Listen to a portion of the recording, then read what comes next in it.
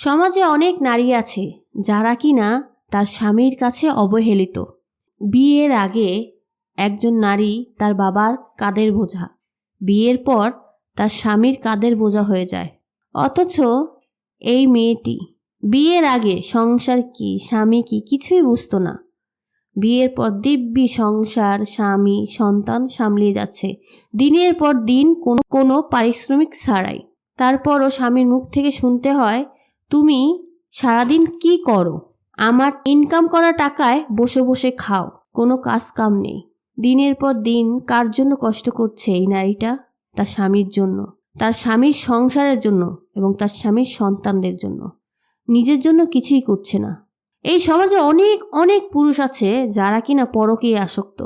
পরকীয়া করার কারণে বউকে তখন ভালো লাগে না। বিয়ের 2 বছর পর, কেউ 5 বছর, কেউ 10 বছর পর ডিভোর্সের খাতায় নাম লেখায়। তখন আর বউকে ভালো লাগে না, তখন লাগে বুড়িদের মতো। কিভাবে ভালো লাগবে?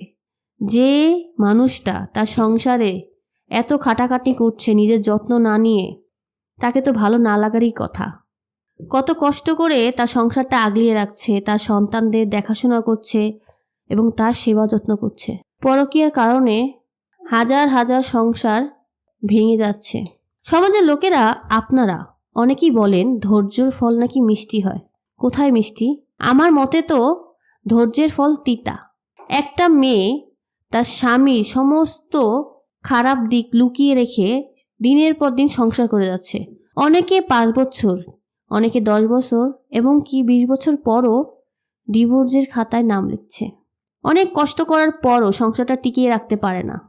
তাহলে এই যে নারী 5 বছর, কেউ 10 বছর, কেউ 20 বছর ধৈর্য ধরতে ধরতে সংসারটাকে রক্ষা করার জন্য লড়তে থাকে, শেষমেশ এই নারীর কপালে কি থাকে? ডিভোর্স। সমাজের লোক তাকে ডিভোর্সি নারী বলে আখ্যা দেয়, কিন্তু সেই পরকীয়া আসক্ত পুরুষটার কোনো দোষ থাকে না। তার দোষ গুণ বলতে কিছুই থাকে না। সমাজের লোকেরা তাকে বাহবা দেয়। অথচ ডিভোর্সি নারী কেউ ভালোবাসে না এবং তার দায়িত্ব কেউ নিতে চায় না। সমাজে একজন নারী কতটা অবহেলিত হলে তাকে এই অবস্থায় পড়তে হয়। আসলে আমাদের নজর, দৃষ্টিভঙ্গি পাল্টাতে হবে। আমাদের উচিত সবাইকে তাদের পাশে গিয়ে দাঁড়ানো। এবং পরকীয়া এমন একটা রোগ যা কিনা সমাজে ভাইরাসের মতো ছড়িয়ে পড়ছে।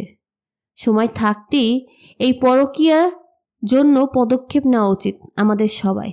আর এইসব পুরুষদের একটা কথা বলতে চাই, স্ত্রী হচ্ছে আপনার সুখ, আপনার শান্তি।